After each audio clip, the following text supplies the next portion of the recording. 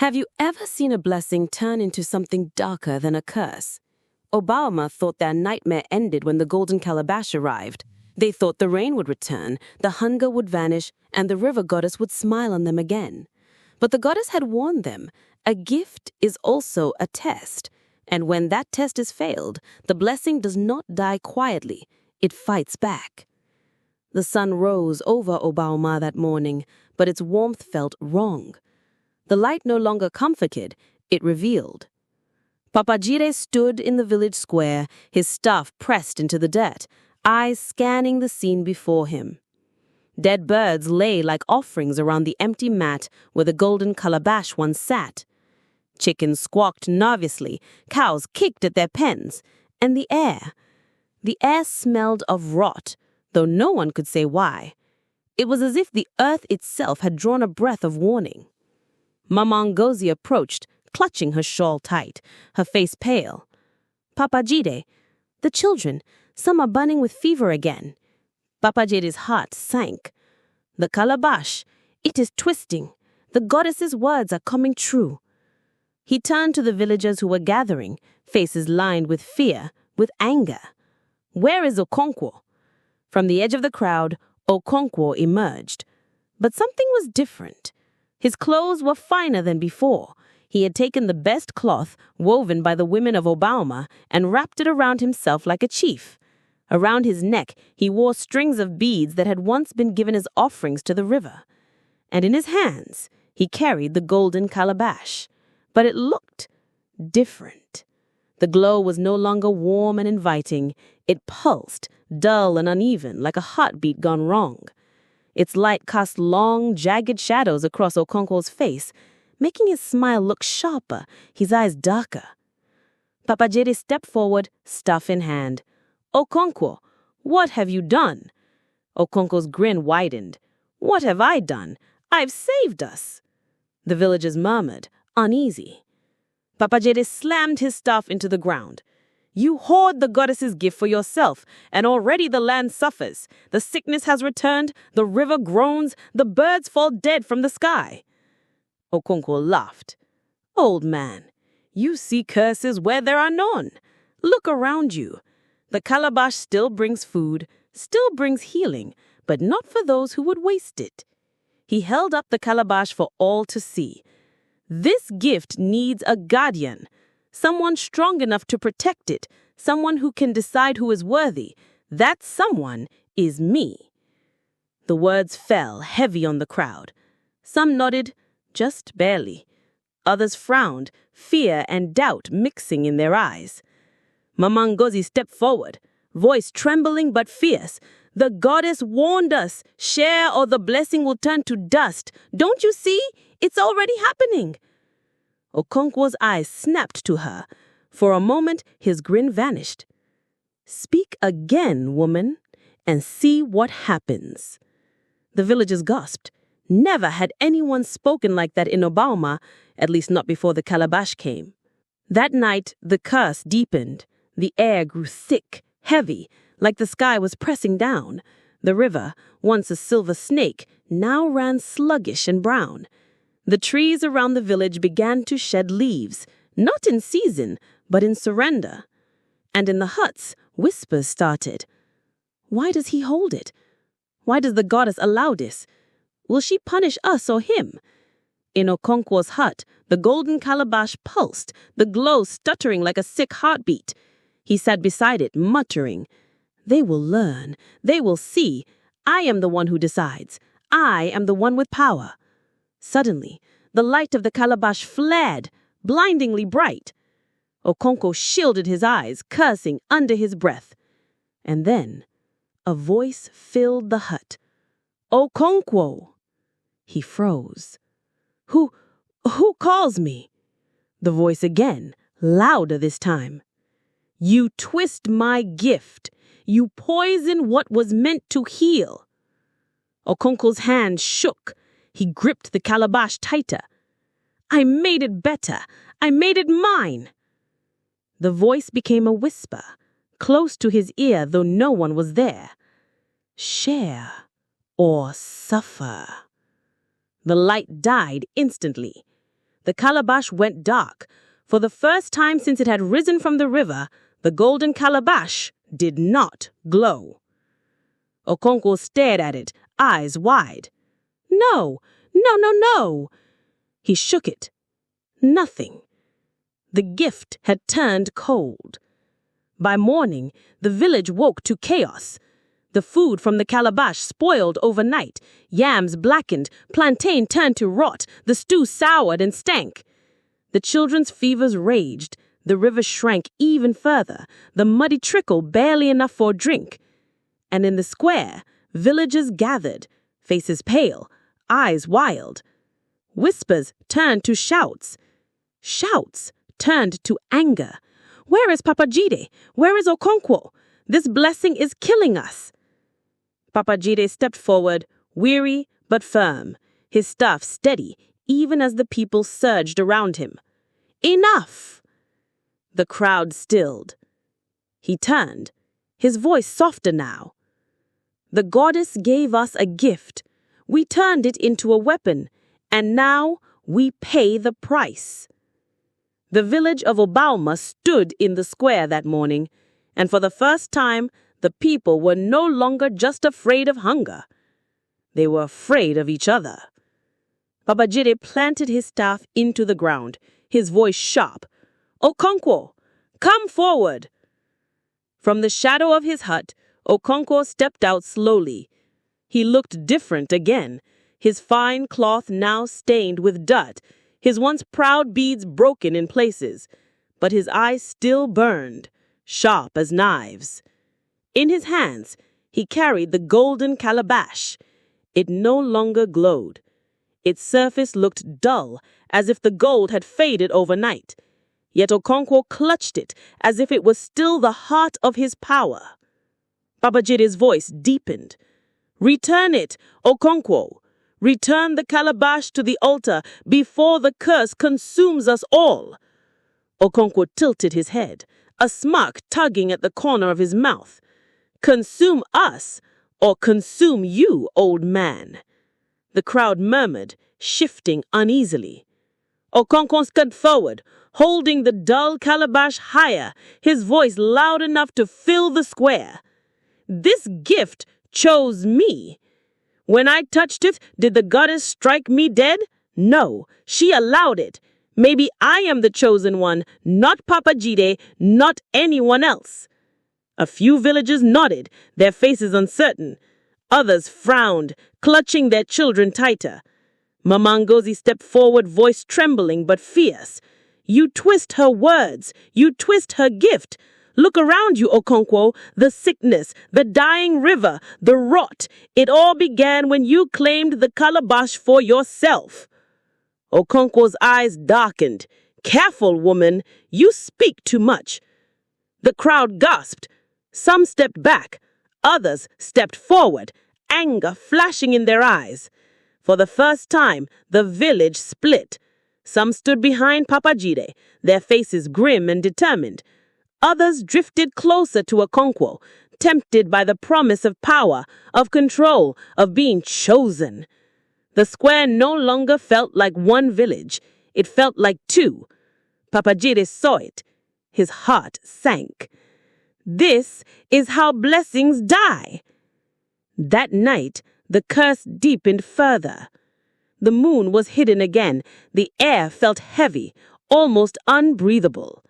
The river Udu groaned, a sound like a wounded animal, carrying across the dark. And then came the first scream, a woman's voice cutting through the silence. The villagers rushed from their huts, torches in hand. They found her standing at the edge of the river, pointing with shaking hands. The fish were gone. Not dead, not floating, gone. The river rippled as if something beneath the surface had taken them. The river had turned against them. Papajide looked to the sky, his face grim. The goddess is ending. The next morning the earth cracked. The ground split open in small lines across the fields, the soil dry and brittle. Crops withered. The smell of rot grew thicker. Mama Ngozi clutched her child, whispering through tears, "What have we done?" Papa Jide stood in the square again, his staff trembling slightly in his hand. He faced Okonkwo. "This is the last time I will ask. Return the golden calabash to the shrine. Place it back in the river's hands. End this now."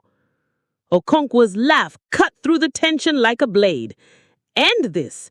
No, old man. This is just beginning." He lifted the calabash. The dull light inside flickered weakly, like an ember struggling to survive.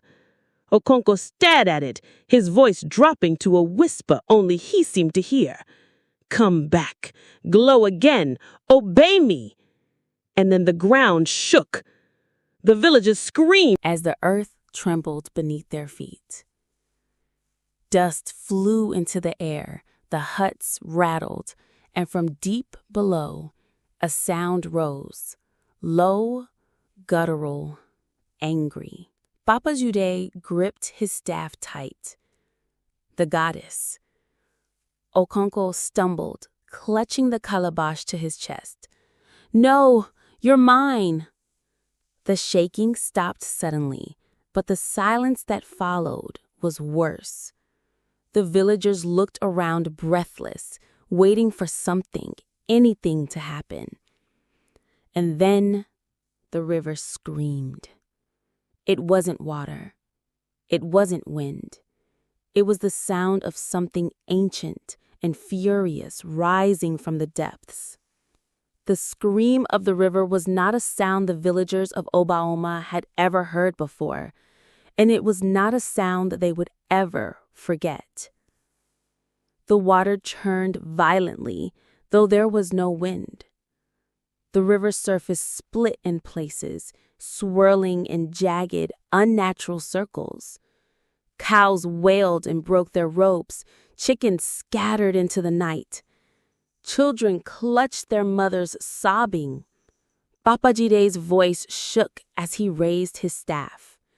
"She is angry. The goddess is waking." The villagers gasped as the river's foam turned red, just for a moment, before fading again. Mama Ngozi clutched her child tighter. "What does it mean, Papa Jide?" Papa Jide's eyes were hard, his jaw tight. "It means we have crossed a line that should never have been crossed." And then the light came.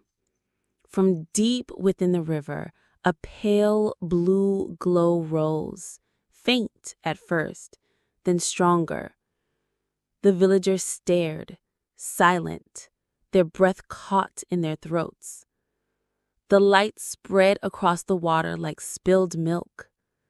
And then she rose, the river goddess. But she did not look the same. Her skin was still shimmering pearl, but cracks had begun to spread across it like broken porcelain. Her once flowing hair now moved in slow, heavy waves as if weighed down by sorrow. And her eyes, those deep, endless pools of blue, burned with something colder than anger. It was disappointment. The villagers fell to their knees, faces pressed to the ground, trembling. Okonkwo did not kneel. He stepped forward, clutching the golden calabash tight. "Great Mother, I am the one holding your gift. I am the one who protects it." The goddess snapped to him. "You twist what I gave." Okonkwo raised the calabash higher, shouting over the roar of the river, "I made it mine." The goddess tilted her head. Her voice dropped low, almost a whisper carried by the wind. "No gift is yours when you take it by greed." The ground trembled again. The villagers clung to each other. A few brave ones shouted, "Okonkwo, put it back. She's going to destroy us." Papa Jide stepped forward, his staff glowing faintly now, the power of his prayers clinging to it. Okonkwo, listen to her. Return the calabash before we are all undone. Okonkwo turned, his face twisted with rage. You all think you're better than me. You think this village belongs to you? No. He pointed at the villagers, then at the calabash. This is power. This is mine, and I will never give it back. The calabash in his hands pulsed, but not with golden light. A sickly dark glow seeped through its cracks, red, like blood mixed with ash. The villagers gasped. The goddess's eyes narrowed. You awakened what should never wake. Suddenly, the river exploded upward. Water shot into the air like a fountain, drenching the crowd. Lightning cracked across the sky, illuminating everything in sharp, terrifying flashes.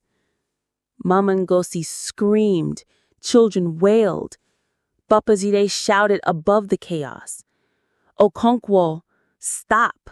Do not make her wrath complete. But Okonkwo only laughed. She can't hurt me. She can't. I hold her gift. Before he could finish, the calabash in his hands let out a sharp, high-pitched cracking sound. Everyone froze. A thin fracture spread across its surface. Then another. Then another. The light inside, dark, red, alive, pushed against the cracks like something trapped, struggling to break free. Papa Jide's eyes widened. Oh no, no, no. The goddess's voice boomed over the roar of water. Fools, you have fed the curse. The calabash split, just slightly, but enough for a strange sound to escape. Hungry. The villagers gasped. Mama Ngozi clutched her child tighter. Okonkwo staggered back, staring at the calabash in horror for the first time. What is that? Papa Jide raised his staff high, his voice desperate. Drop it, Okonkwo. Drop it. But Okonkwo couldn't. His hands would not open. His fingers had locked around the calabash, as if it was holding him. The voice came again, louder this time, echoing from the calabash. Hungry. The ground cracked wider. The river rose higher. The air turned cold, unnaturally cold, as if the village had been dragged into another world. The goddess stepped closer, water swirling around her feet, her expression unreadable. Her eyes locked on Papa Jide. This is beyond them now, beyond you. Papa Jide's voice shook. Mother of waters, spare them. Spare the children. Spare the land. The goddess's gaze softened for a moment. I will spare what can be spared, but the curse cannot be undone. Lightning cracked again, this time striking the river. The calabash pulsed so violently that Okonkwo screamed, dropping to his knees. The villagers backed away, terrified, whispering prayers under their breath. Papa Jide stepped forward, staff glowing faintly now in the darkness. If the curse cannot be undone, then it must be contained. The goddess stared at him, her eyes almost curious. Contain it, or be consumed by it. The villagers gasped as Papa Jide stepped closer to Okonkwo, the earth shaking beneath every step. Okonkwo clutched the cracking calabash to his chest, tears mixing with rain on his face. It's mine! It's mine! You can't take it! Papa Jide stopped just a few feet away, staff glowing faintly in the darkness. It was never yours. And then it happened. The calabash cracked completely open, not shattered, not destroyed, just enough to reveal a glimpse of what lived inside. Darkness. Not empty darkness, moving darkness.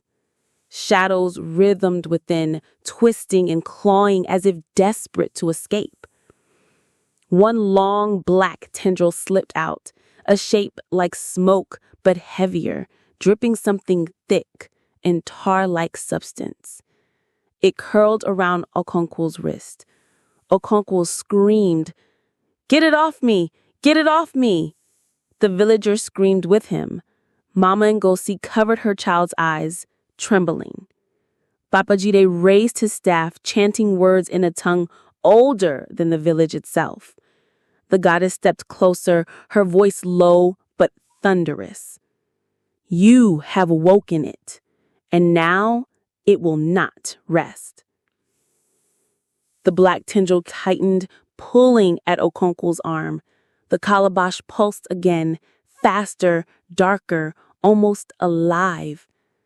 The scene froze, rain falling, villagers screaming, the goddess watching, Papajide chanting. And then the calabash spoke. "More. This is just the beginning. The curse has only begun to reveal itself, and what lies inside the calabash is far worse than anyone feared." Don't miss episode 3. Because next time, the darkness won't just touch Okonkwo. It will come for everyone. And if you were pulled into the story, if you want to see what happens next, hit that like button, subscribe to Universal Folktales, and ring the bell so you don't miss the terrifying continuation of the curse of the Golden Calabash.